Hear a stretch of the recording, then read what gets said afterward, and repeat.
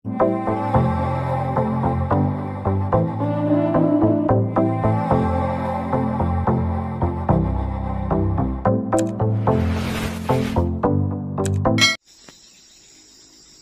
pagi sahabat jejak sepatu planter.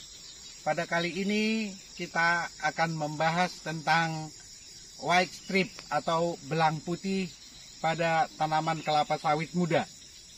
Ya. Biasanya terjadi pada tanaman kelapa sawit muda yang seperti ini dengan buah yang banyak, ya. Banyak buahnya seperti ini. Ya, tanaman-tanaman muda yang energik. Ya, tanaman-tanaman muda yang sangat produktif seperti ini, ya, banyak buahnya. Ya, banyak sekali buahnya itu. Nah, itu dia. Jadi pada umumnya dijumpai pada tanaman-tanaman yang seperti ini.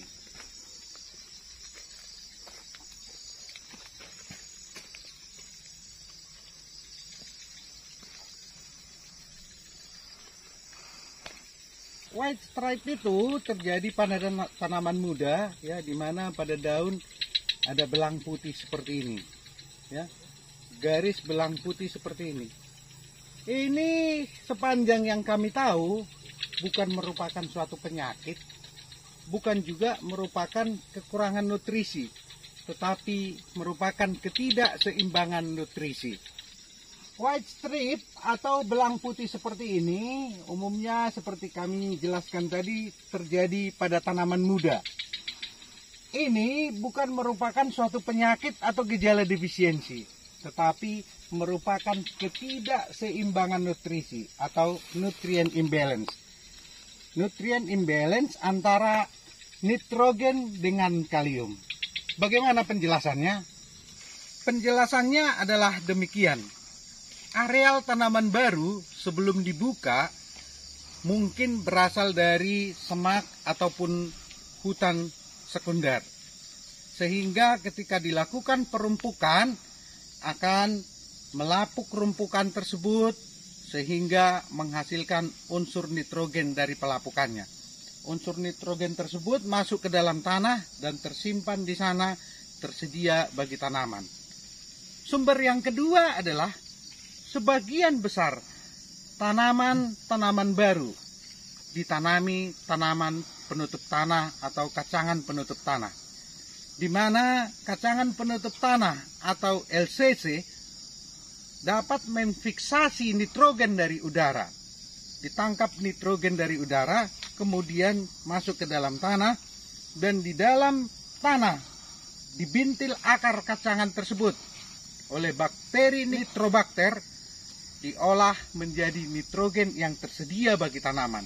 Berbagai penelitian sudah menunjukkan hal ini, bahwa fiksasi nitrogen dari udara akan menyumbangkan nitrogen bagi tanaman di dalam tanah. Jadi dengan demikian ada dua sumber nitrogen secara alami bagi tanaman. Pada saat yang sama, tanaman ini dengan produksi yang tinggi seperti ini membutuhkan kalium yang besar untuk memproduksi tandat. Jadi masuk akal ketika terjadi ketidakseimbangan unsur hara. Di satu sisi nitrogen ada dalam jumlah yang besar, tapi di sisi lain kalium kurang untuk mengimbangi nitrogen. Bukan kurang dalam hal defisiensi, ya, tapi kurang untuk mengimbangi ketersediaan nitrogen tadi. Oleh karena itulah terjadi nutrient imbalance yang salah satu indikatornya atau gejalanya adalah white strip tadi.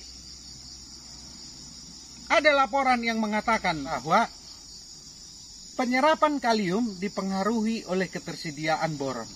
Oleh karena itu, tanaman-tanaman yang mengalami white strip, jika diaplikasi boron, maka dia akan pulih.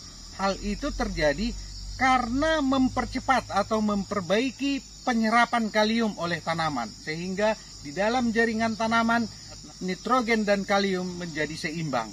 Itulah salah satu fungsi dari boron.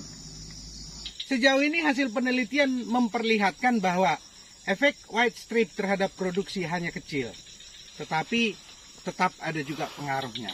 Oleh karena itu, tetap harus aplikasi boron supaya dapat dihindari terjadinya white strip. Masuk akal jika ada pengaruhnya terhadap produksi, karena dengan daun belang-belang seperti itu, otomatis fotosintesis tidak maksimal. Kalau daun semua hijau dan baik, pasti fotosintesis maksimal. Oleh karena itu satu lagi manfaat kita belajar tentang boron, ya.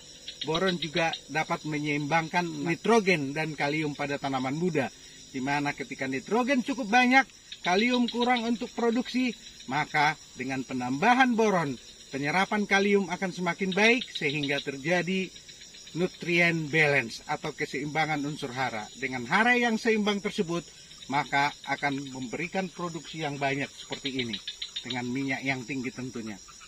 Ya, jadi semoga penjelasan singkat ini bermanfaat dan tidak ada lagi keraguan-raguan di dalam aplikasi boron. Terima kasih. Salam jejak sepatu planters. Semangat pagi.